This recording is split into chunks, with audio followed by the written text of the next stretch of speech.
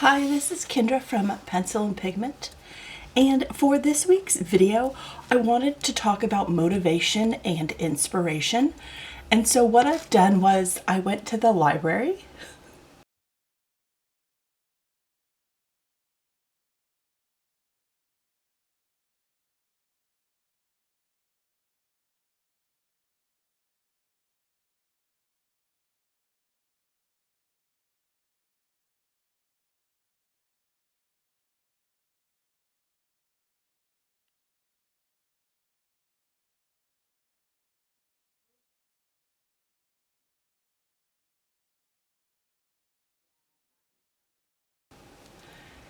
And in doing so, I picked up a bunch of books from a bunch of different categories.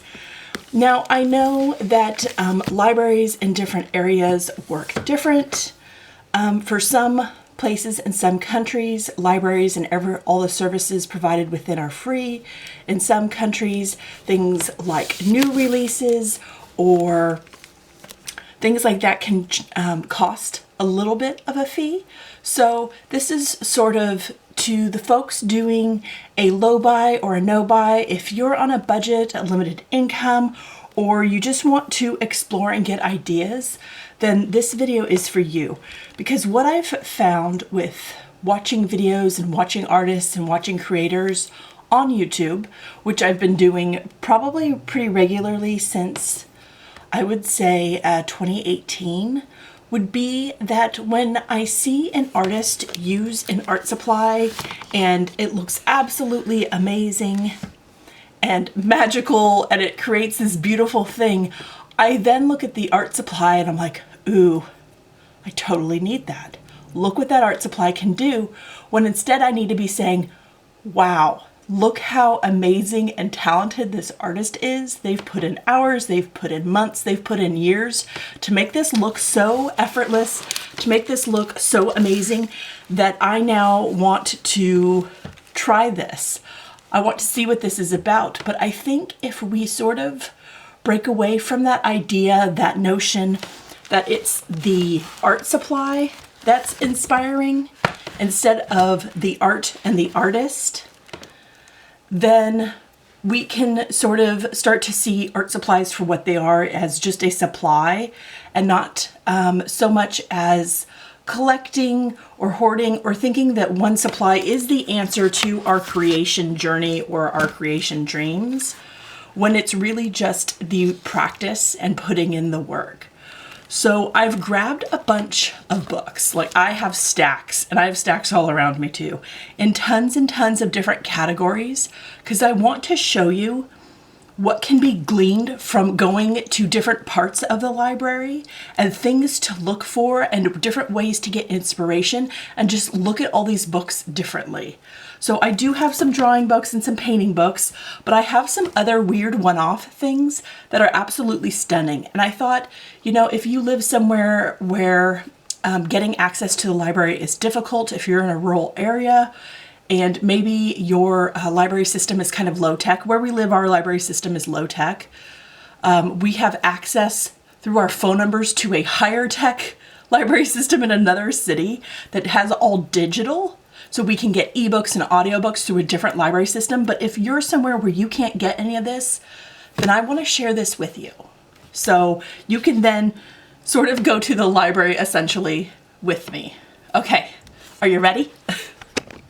Okay, so the first category of book I kind of want to show you is cookbooks. Cookbooks are great not just for photographers or people looking to sort of plate food and work on presentation in the culinary aspect, or just learning how to cook. Cookbooks are great for composition, for shape or form. So this book is called Korean American by Eric Kim, and it says food that tastes like home.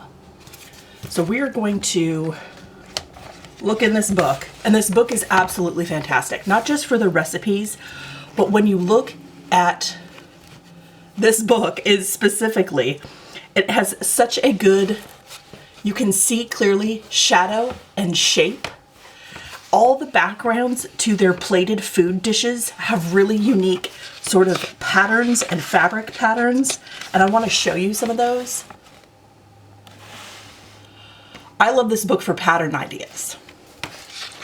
I love this book for shapes.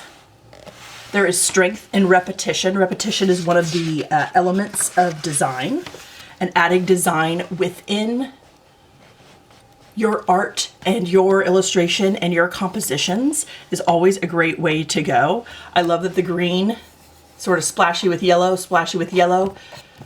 it matches. There's a beautiful floral pattern. You see the shadow of the plate.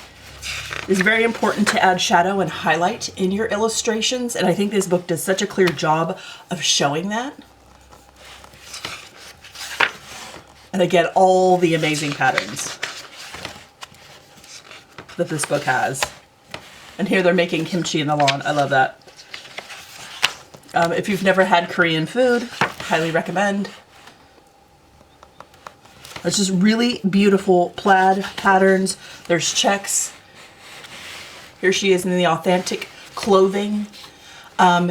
If you are interested in clothing design, going through cookbooks and seeing people with the food can be a great sort of idea there. Here's a gentleman eating a sandwich, and he is wearing the best floral shirt I've ever seen. So again, pattern. Check out cookbooks. Absolutely check out cookbooks for composition and layout within the page. So all these dishes and the partial of the person, this has all been put together in a way that is pleasing, that directs your eye to the importance of the food. When you're creating your pieces. So blue and orange are complementary colors. These are all things to think about, and cookbooks have some of the best layouts. I want to show you another cookbook. I kind of have two examples of each thing to show you. That's just beautiful. A cool blue tile. And then again, really neat pattern, just not afraid of color. Just go right. This is a great example of using pattern and design and layout and form. Okay. The next book I want to show you, this one's called Grays, and it's by Suzanne Lenzer. And this one's sort of plated food, but again, looking at composition, and this is, I think, a lot of sort of plated charcuterie boards and things of that nature, but looking at very specific layout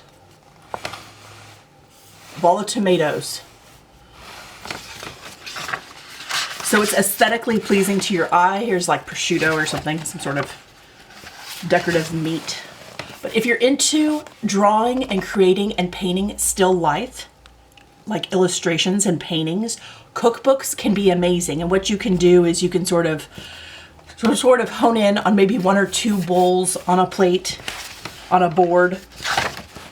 Here's a very sort of simplified, and it's just very, very beautiful. They have the red, they have the green, they have the yellow. It's a very beautiful presentation of the layout of these pieces. All of these could be paintings and look absolutely stunning. And then you have the repetition of the circular shape, directing your eye around. You bounce around through all the reds. For directing the eye, cookbooks. For still lifes, they're great. For understanding composition, there is a lot of recipes in this one. That's just beautiful. And then you kind of want to eat all the colors, as they say. So I guess this is a good way to reaffirm healthy eating habits, if that's like sort of a New Year's resolution or something. Understanding color and glass. So this is a very, very pale gray, and the whites and the brights. It's just really, really beautiful. This would be really, really beautiful to paint or to draw. Let's see if I can find plated design. You get what I'm saying about cookbooks, though. I think wow, that looks delicious. Not gonna lie. Really beautiful sort of grain elements with the spinach. It's just, cookbooks can teach you a whole lot about presentation and how to line things and where to place things in your paintings and in your illustrations. So give those a try. All right, I got some botanical books. So this is Botanical Drawing and Color by Wendy Hollander. Again, I will link all these books in the description box. I really, really like this one. This one is much older, so you might be able to find this one used on a budget. Again, check with your local library, see what their purchasing program is for books and recommendations. Some of these are older. This one might be from the 90s. That doesn't make it of any less value. In fact, there may be more in-depth stuff that people have taken. So adding color. This is a very, very thorough book on breaking down the principles of drawing and illustrating botanicals. And I want to show you this book in conjunction with another one I found. And I was just going through and pulling off new books that our library had received and sort of trying to match them with other things for ideas. But showing, okay, so this is a daffodil. And these grow from bulbs and I think they multiply every year. They're a really, really cool flower. But showing the different parts. So like get through the ugly phase and keep going and keep adding more shadow and highlight and don't give up. Understanding color. This is a great book. I want to show you another book that I picked up. And it's called Around the World in 80 Plants. There's a second one. It's called Around the World in 80 Trees. This is by Jonathan Drury, and it's illustrated by Lucille Cleric. Lucille. Lucille, let's have a chat. Okay. So here is the common rhododendron. These illustrations are such a really unique way to talk about plants from around the world, and it's a very cool sort of, they look almost ink colored pencil. I'm not sure what mediums, maybe this is a little bit of watercolor. This looks very mixed media to me, and then they're sort of collaged, put together.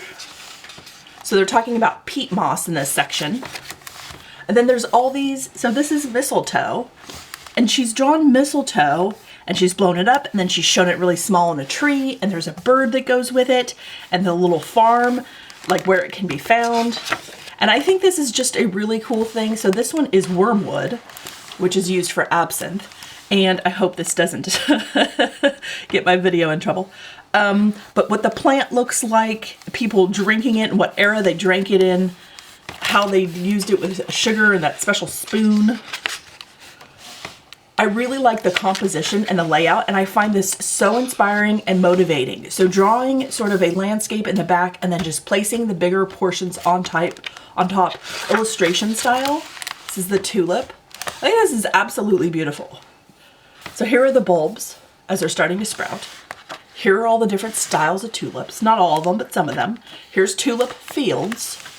This book is absolutely gorgeous. Lucille. Here's hops. This is what they use to brew beer, and it does grow up. Poles. It's a really, really long vine. Barley.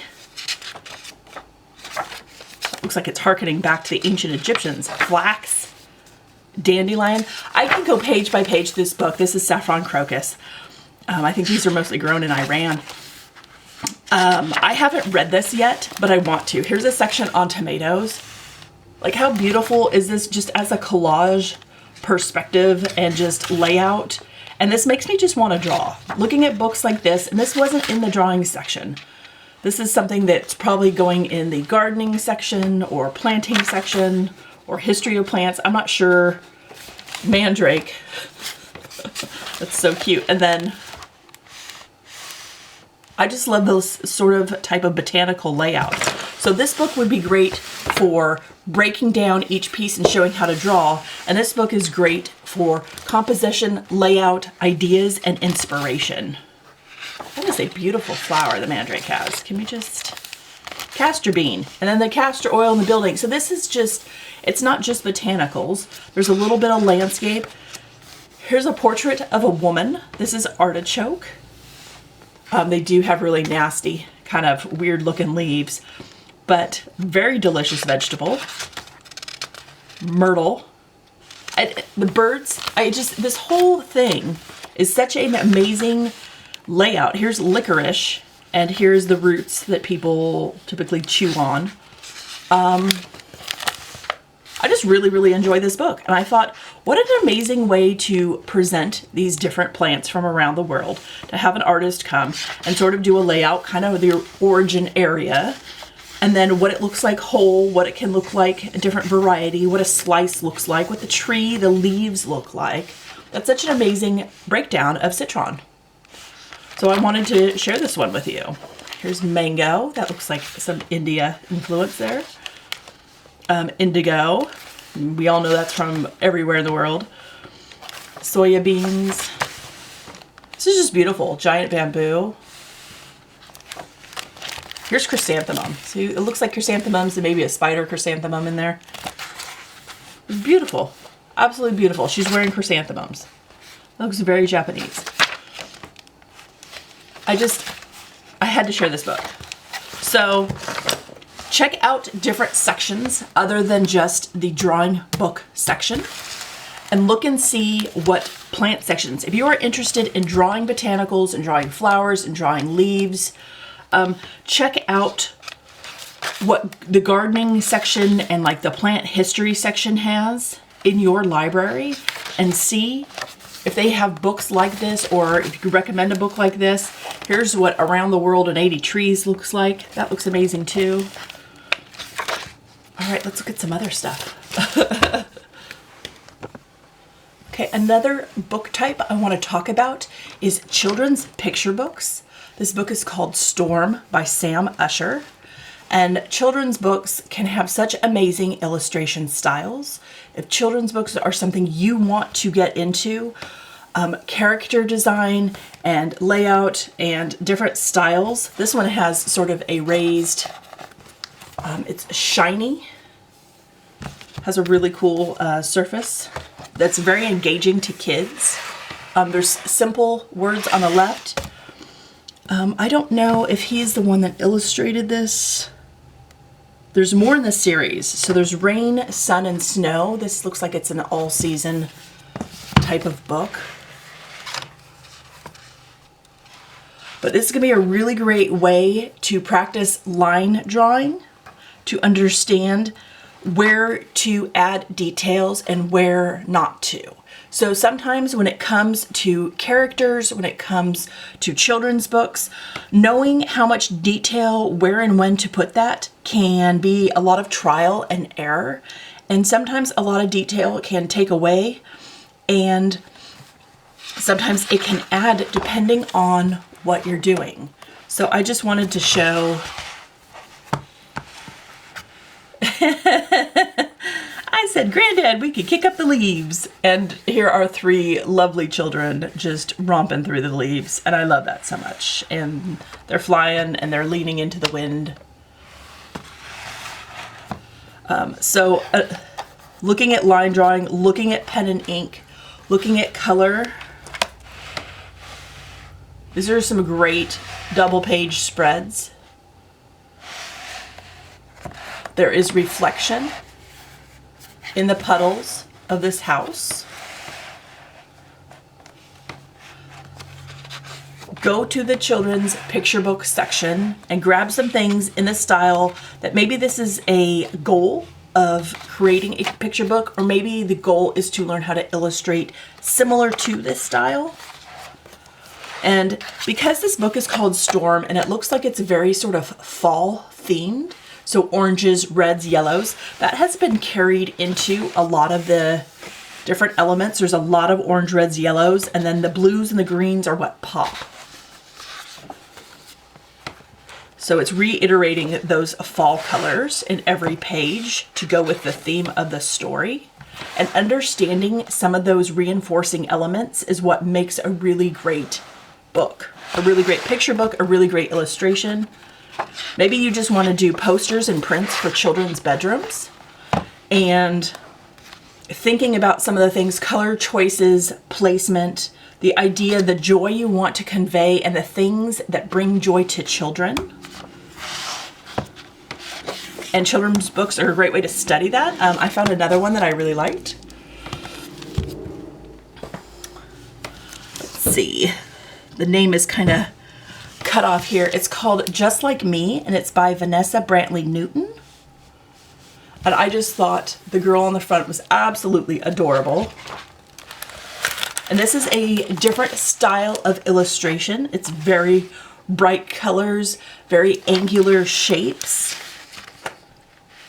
This is Warrior. I love this so much. How amazing are these girls?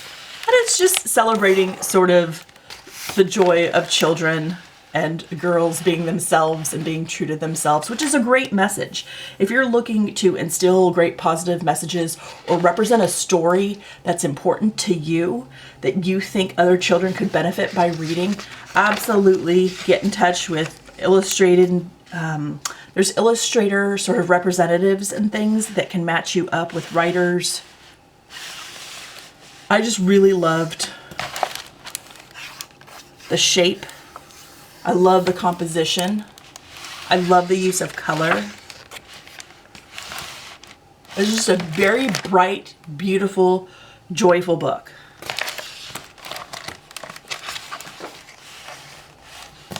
I love the inclusion. I think it's important for children to see other children that look like them. Look at the stylized view of this landscape and the bus and the car and how they chose to do this in the background. That's absolutely beautiful. Children's books can be so inspirational and motivating to try and figure out how the artist did this and what they chose to include. So she has eyelashes and a little headband. It's little tiny details. This is adorable. And the flowers. So things don't have to be hyper realistic in children's books. They can be all different types of styles. And I think this is a great book representing that. So I wanted to show that to you. And joy in a family, which is nice. So let's look at another category of books. All right. This book is called The Handbook of Decorative Motifs by Berth Kustrup. Now you may not be interested in sort of patterns and designs, but they could be really fun to add these sort of images and things to finalize pieces. If you're interested in getting into things like Spoonflower, where you create your own wallpaper, wrapping paper, fabric, patterns are sort of the easiest way to create a design for those products that can be sold. It's a really great way to earn passive income, which means people purchase it and somebody else ships it and sends it while you're sleeping, while you're creating other things.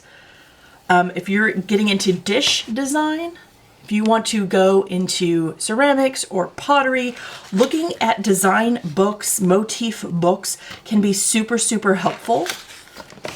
And again, this one sort of highlights botanicals. So from a illustration standpoint, a watercolor standpoint, these are very, very beautiful. And understanding the different elements that go into pattern repetition and design.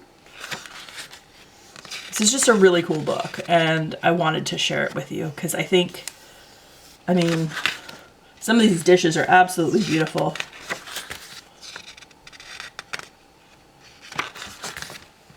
So, this is bamboo and how they've chose to represent bamboo in different patterns.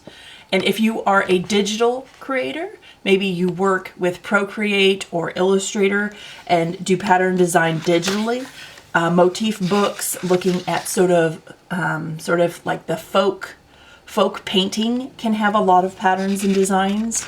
And those books can be really helpful in motivating, inspiring, sparking new ideas. You could do plants and things from your region and market and sell to your area. You can do endangered or native plants to bring about attention to that. It doesn't have to be botanical. It could be, you know, insects and then their wings and then maybe a little bit of things they like to eat or land on or the color they're attracted to. But this book is just, it's beautiful. So here's a wreath. I mean, if you're looking for different types of designs, maybe you're into floral arranging and wreath design, a book like this can spark ideas. Floral arranging, ikebana, things like that. If you're interested in gardening and you're looking for plant pairings, this could be really interesting. It's just a very, like, beautiful presentation of patterns, which can be really fun to incorporate into drawings and paintings, and adding just a little bit of that along the side or along the bottom, adding that into a signature. There's just so many different things. If you are into cut collage and ephemera, or, oh my God, do you not love the mushroom wreath? I love it. It's so cute. It's just really cool ideas. Anything can be inspiration. So trying some of these, combining, creating your own patterns and designs can be a lot of fun. Folk art. Folk art has a lot of pattern and design in it. It can be a lot of fun. Another different book that I grabbed is called Cut Art. And this is by J.A. Christensen. And there's an introduction by Chung Hua and Kirii. I hope I pronounced that correctly. I probably didn't, and I apologize. So Cut Art is a great way to look at shape, to look at composition, to look at balance. If you just want to focus on the form, then Cut Art might be a great way. If you're into like making stamps or lino prints, lino cuts,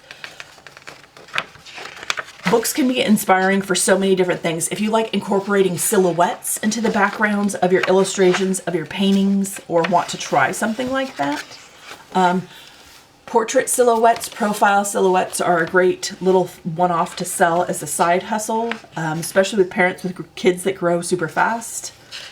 Sort of encapsulating their profile portrait as they age. Just the difference like in the eye, what the eye difference can make. Looking at line. If you're into pen and ink and maybe you want to do a coloring book, or start with pen and ink, and maybe you like to do everything with like a micron or something that's waterproof, and then you like to go over it with watercolor later. These types of books can be great. Learning how to grid an image you want to recreate can be really helpful with proportion and keeping it accurate. And the more you sort of do that, the more you don't need to do it. So if you keep practicing and practicing layout and presentation of different things to try and get into proportion, the more you do it, the better you get. So practice is progress. But these are absolutely beautiful. Just lines. Like the power of a line. It's very, very beautiful. That's definitely Japan.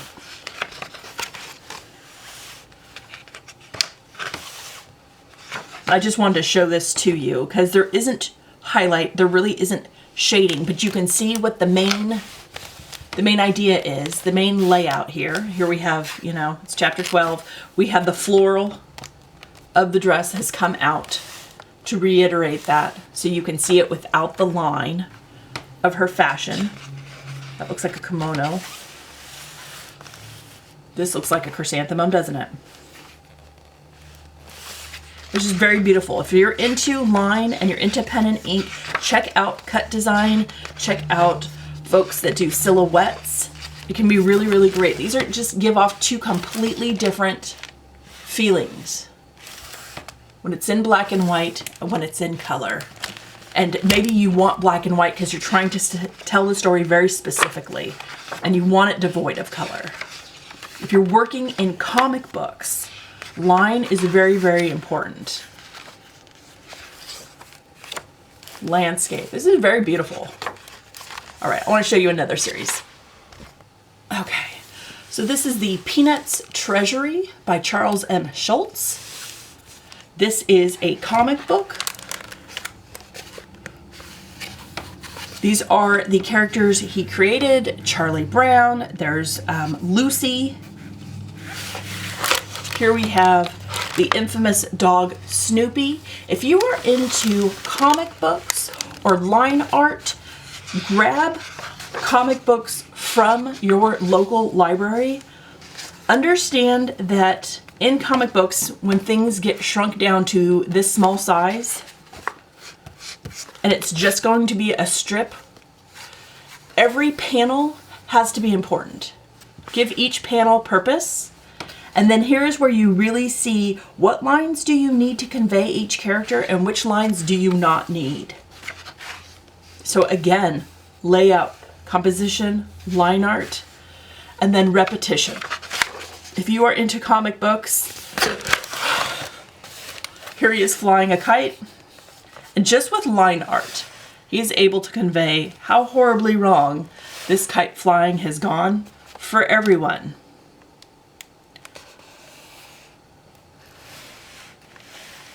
It's very, very, very clever.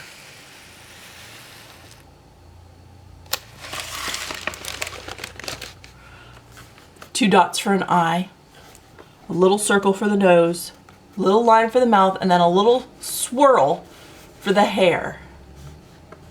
Not a lot of arm, not a lot of leg. You got the iconic zigzag shirt.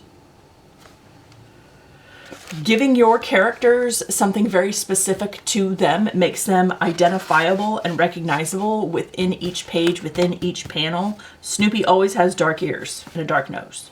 Always. He's a beagle. So if you are into comics, understanding how other artists go about presenting that and drawing that can be very, very helpful. And know that you got to get good at facial expressions, of profile, of facing forward, and doing again and again and again and again and again. There's strength in repetition, and it really conveys and sells the character with all the different facial expressions that you are able to draw and create. So go through different comic book artists. I have another one, and I'm not sure if this is for adults. It's called Cats at the Louvre, and it's a back to forward, so it's very Japanese style with how you look at the book. But I wanted to show this illustration style. So here's sort of the table of contents. It's a very thick book. And you have some of the original art from the Louvre in there. And then here's people with their modern phones taking a picture of the Mona Lisa. So comic books are for everyone. They're for everyone, every interest, every style. And then it goes into the black and white. But you can see that there is much more line work done here. And they had to recreate some of the art pieces in the museum to incorporate that into the story.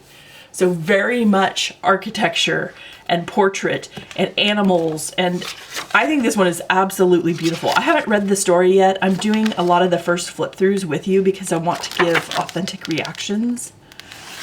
But the angles and which portion of the face they choose to show you as importance to convey the message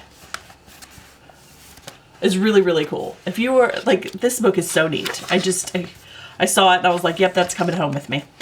One, I just love animals. Animals are amazing. And I know there's a lot of cat lovers out there. There's some dogs in here. They're apparently fighting though. Furniture design. So much went into putting this book together and can be appreciated with the patterns. Look at the different value range. There's a huge value range within these panels. Very dark, medium, and then it's just the plain page, the white. Really gives that sort of eerie glow of nighttime and sneaking around in the dark. Again, this is probably more adult themed with some of the nudes of the arts. I'm all right with it if you are. She has stripes in her shirt, so we always know how to identify her. There they are running. I really, really appreciate every single fine detail that went into that. It's the artwork, it's the tag, it's the paintings going all the way up to the ceiling and the fine detail. Like, this is a lot of work. This is by Taiyo Matsumoto.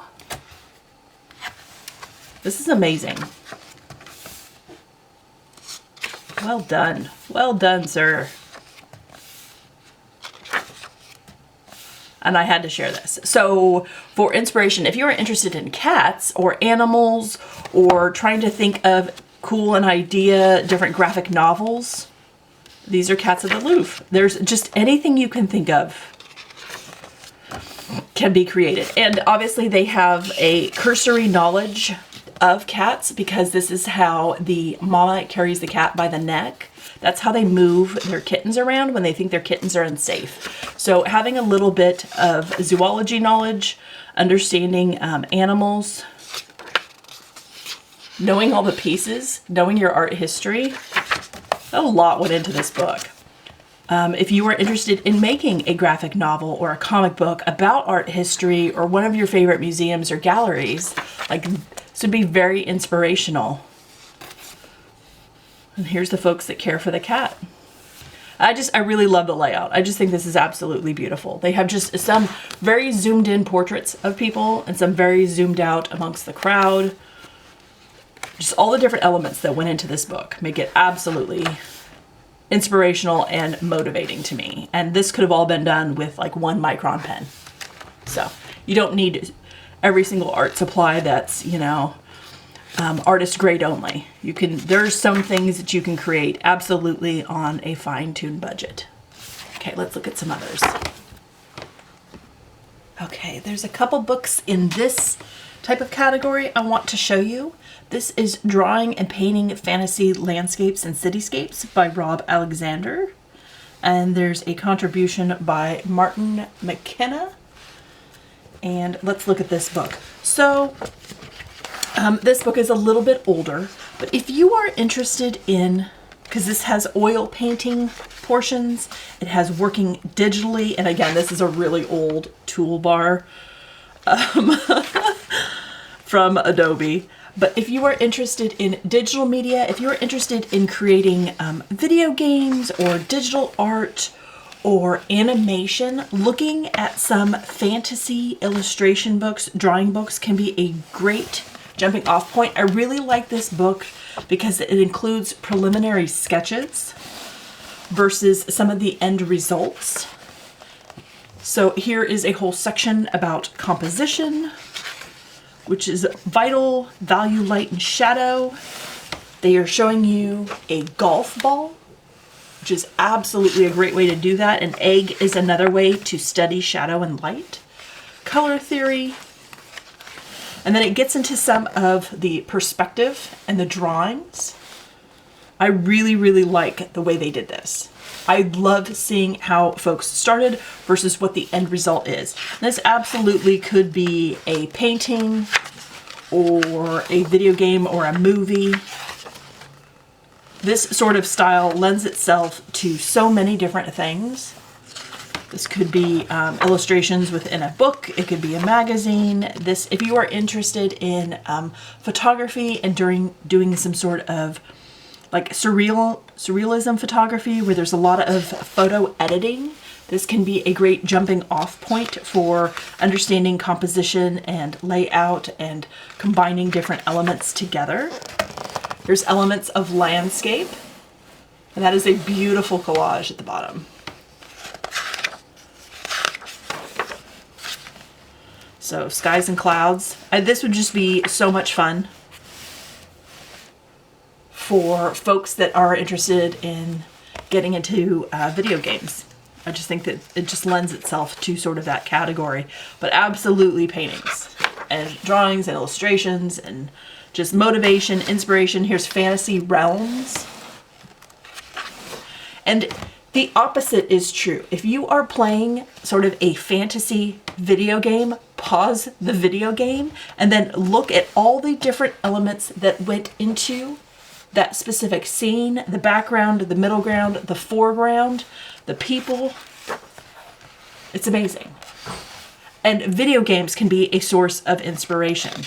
Movies can be a source of inspiration. Any animated movie, any movie that you just love, you can screen capture and sort of figure out composition, coloring. Sometimes they add different sort of elements for the camera, like lighting to denote different areas, and some skew warm, some skew cold to sort of reiterate that within what they are shooting and filming. Where they started, where they finished. How beautiful is this book? Subterranean City. I love all the pencil illustrations in this. I want to show you another book sort of in this category, and this is A Drawing Down the Moon, The Art of Charles Vess, and there's a foreword by Suzanne Clark. We are going to look at this book. So this book is very, very interesting. I don't know anything about this artist. I know that he does illustrations that end up in sort of fantasy style books. But what they've done in this book is they've added a very specific element where there is sort of a transparent, sort of thick vellum sheet. And the vellum sheet has the line drawing, and then behind it is the full color illustration. So you can see the line breakdown and then see what the full thing looks like. Here it is overlaid, and they have that several times within this book. So here is the tree, pen and ink with sort of the hill element, and then you lift it up, and here is the full color of this fantastical world that this artist has created. But I think it's so interesting to break down just the line art portion and show it in this way. So if you're interested in line art, absolutely pick up books that are biographies from different illustrators. I mean, this whole thing is quite the world. Like, this is just huge. Here's another one with that sort of vellum piece, so you can see the line art, you can see the lettering. This is for the Nutcracker, the ballet. Here is the full illustration in color, and then here is sort of the overlay of them both together. I just think that's a beautiful way to present that. Art in process. Little bit of a nude, I hope you don't mind.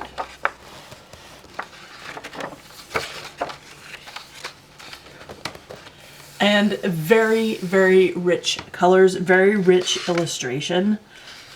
Here is sort of the darker pen and ink that also conveys a very specific mood. These are sketches. This was a 4x6. It's based on the third great sorrow of Irish storytelling. So you really feel the sadness with the choice of black and white, where here is a painting that sort of is whimsical, it's green, it's very earthy. There's a child curled up. Reading books. If you're interested in like fiction, nonfiction, if you are reading a really great book series and they are talking and the author is so good at describing the character, the main character in depth, their clothing, their face, how they stand, put that pen to paper and use that as inspiration as well. Because that is something that clearly evokes an emotion within you. You like that book series, you're enjoying it. Let that be a springboard for illustrations. It can be so much fun to do that. I want to show you another artist biography. Hold on. Okay. Kind of zoomed out. This is a larger book. So this is a book about Toulouse-Lautrec and his drawings, and this is by St. Martin's Press. And I want to show you this book. He was kind of considered, well, I took a graphic design class and they called him the sort of grandfather or father of graphic design.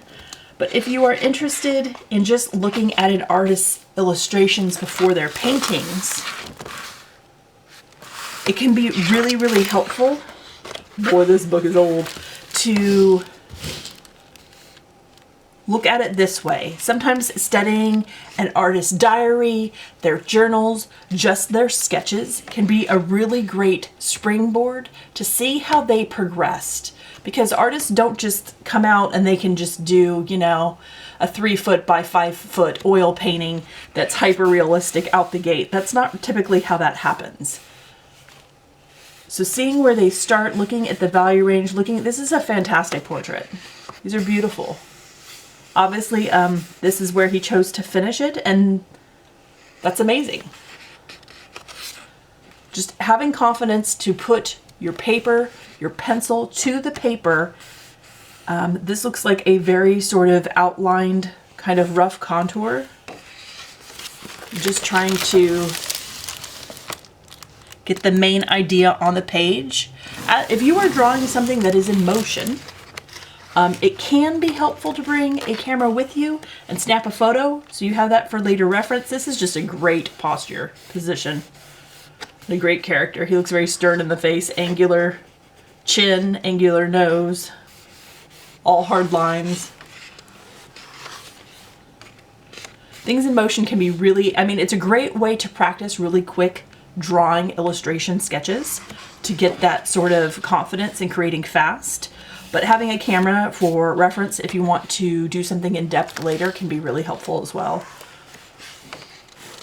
Gentleman sitting. Looking at fashion, looking at folds of fabric. Folds of fabric can be a lot of work. Hands and feet can be a lot of work. Having dedicated sketchbooks just to hands and feet, fingers, how they move, how they hold, how they grasp, what they do, can be really, really helpful. And then there's some notes here. So if you are just starting out drawing and sketching, making notes within your illustrations, within your sketchbooks can be very, very helpful. Date your art, put notes, write what you like, write what you don't like, write what you want to work on, write how long it took you to create and do a illustration or a picture. Can you even see that? That's really fine lined.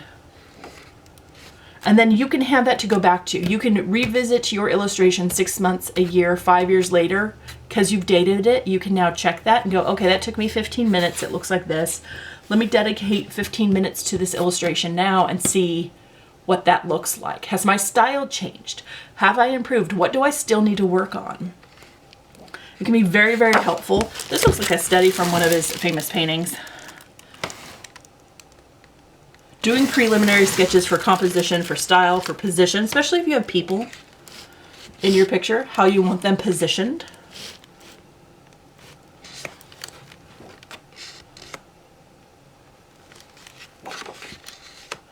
These are great. And the other book I got, sometimes it's really, really helpful to get the children's version of a book. So this is the same guy, Henri de Toulouse-Lautrec, Art for Children. So this is by Ernest Raboff, and this is his version of it for children.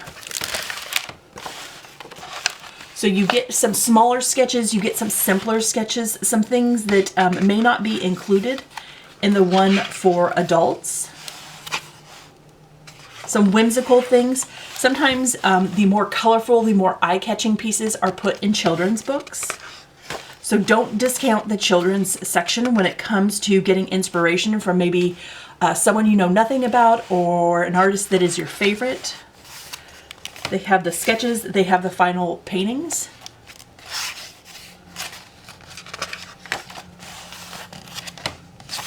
These are just a lot of fun to have it presented. So we saw that sketch in the other book. And here is a painting of his. So they're including why he was considered the father of graphic design with his type and his text. He did a lot of like playbills and posters advertising different shows that included lots of words, lots of dates and times and different things. So it's very much, his work can be text with imagery. These are just a lot of fun.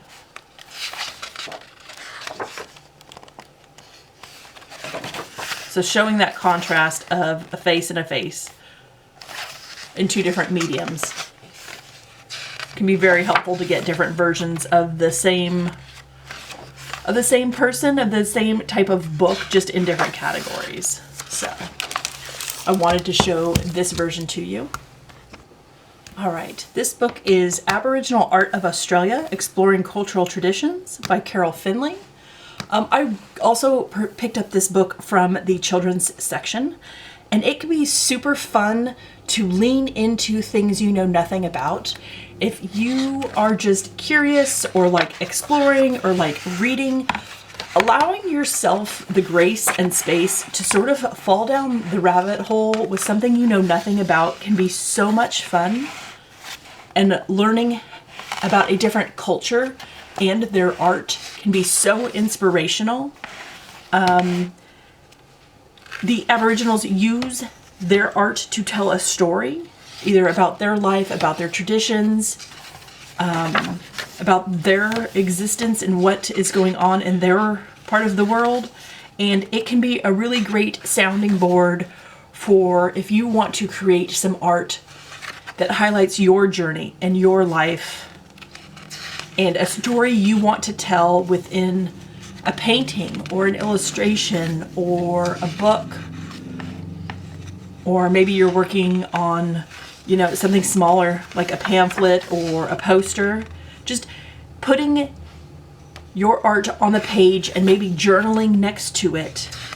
This is what my feelings look like. This is what my emotions look like. This is what my story looks like in color, in shape, in sound, and, you know, just trying to put that down and conveying that abstractly or in a pattern. And different books from around the world can be such a great motivation and inspiration for doing art journaling and creating, leaning into where you live and embracing some of those natural elements, maybe mixing your soil or your mud and creating a kind of color paste that you then create with, like an ochre. Could be a lot of fun making your own sort of art supplies and elements. It's just absolutely beautiful. Absolutely beautiful. I love Aboriginal art. So I just wanted to share this quick little book with you. Another one, this is Chinese watercolor techniques, painting animals. And I thought, how fun is this? This is by Lian Quan Zhen. And I thought we would take a look at this together, looking at the ways different countries and different cultures. Oh, there's the Arthur. Hello, good sir. Paint and represent different art pieces. Different subject matter can be an inspiration. So this is all going to be watercolor. So these are the supplies he uses, the techniques, different mediums, different surfaces, and then he gets into the Chinese brush technique. So learning different techniques. The more techniques you know, the more things you can draw upon when you go to create, when you go to paint and draw, that just build creator confidence and keep you motivated to keep creating, to keep using your supplies, to keep coming back to it. These are great little illustrations. I have not flipped through this book at all. So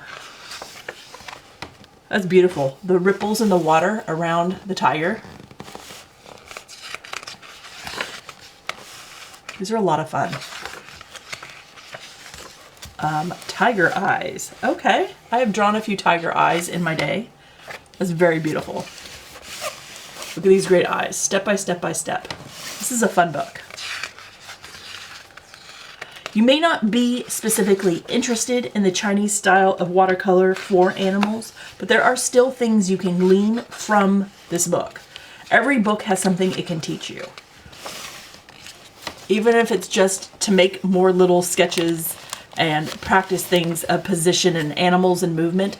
Oftentimes I go on YouTube and I will type in like horse galloping or dog jumping, and I will put it on slow motion or hit pause and draw that animal in those stages and steps to try and figure out joints and movement. It's a great way to go about doing that and figure out which sort of composition and position you like the most. Well, that's really pretty. I love rhinos so much. Oh, monkeys. Okay. I can't. I love animals. This is too much fun. I think he's using natural brush fibers. They're really, really beautiful. You kind of get the movement of the wind of the horse with their tail like that. It's really elegant. I love the use of color here too. Very pretty. And he has lots of stages and steps showing you different colors. Foreground. He's doing egrets. So he did some masking fluid. And then here he is removing the masking fluid. So they pop.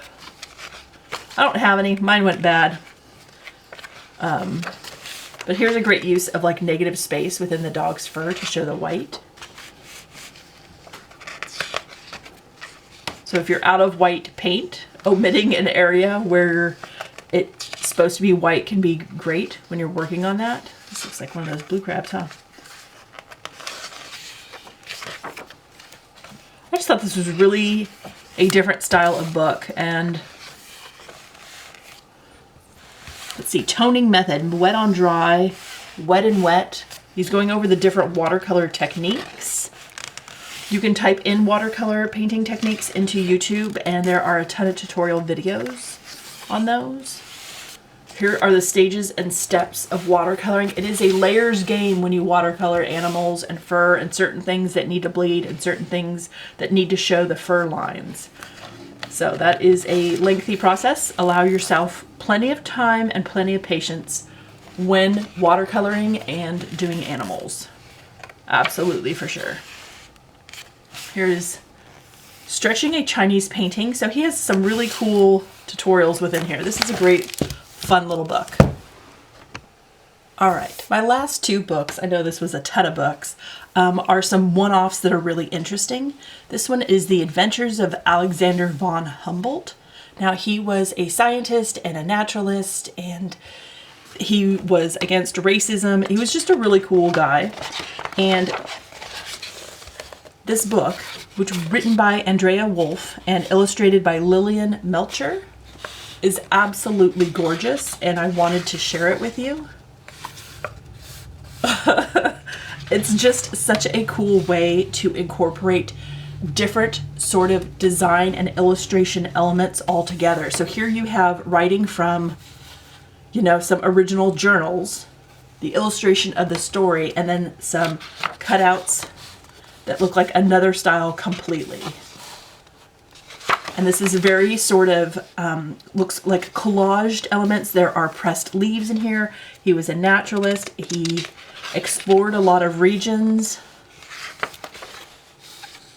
I mean, look at the pen and ink on this. This is absolutely wild.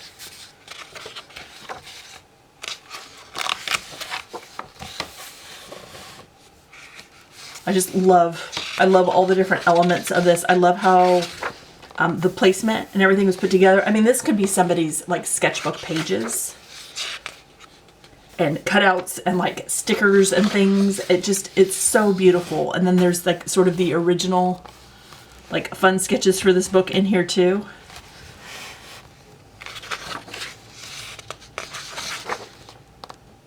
It's very high contrast, a very huge value range. Again, you have the dark, you have the light, lots of color. I mean, this guy went around. This book is absolutely beautiful.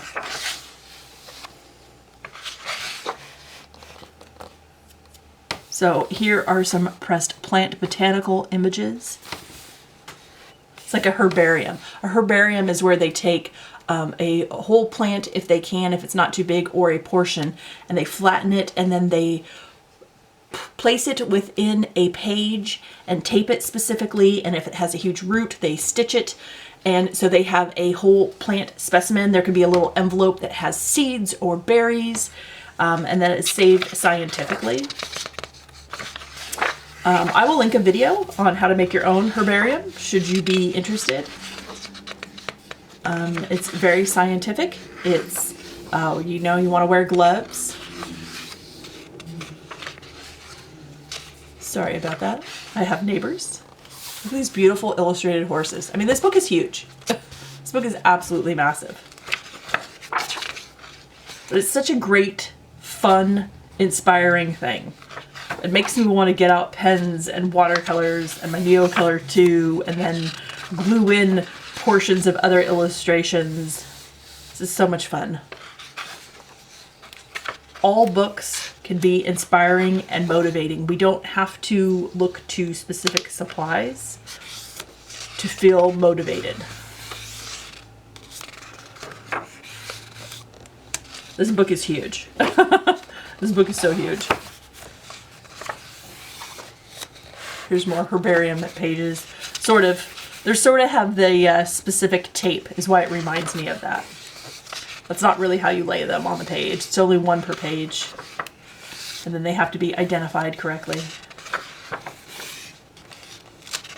So this would be fun for adults, for children. I mean, again, color elements, black and white elements, photography elements, textual elements, little comic book style elements. Your sketchbook can be filled with however you choose to do it. Your imagination is the limit. Things like this are just so inspiring. I mean, they even did their text in really fun ways. And then look at the traditional handwriting. That is absolutely gorgeous. And then an outline of a ship, a sailboat.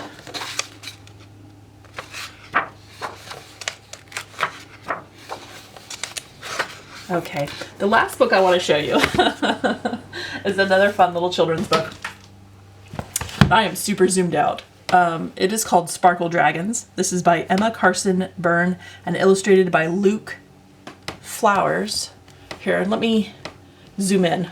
All right, that's better. This was just in the graphic section for kids, and I thought, what a fun little book. An interesting use of color.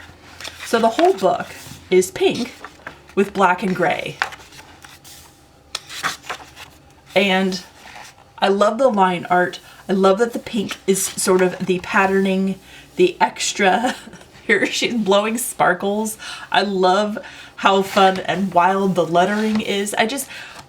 Every book can be a source of motivation and creating fun things.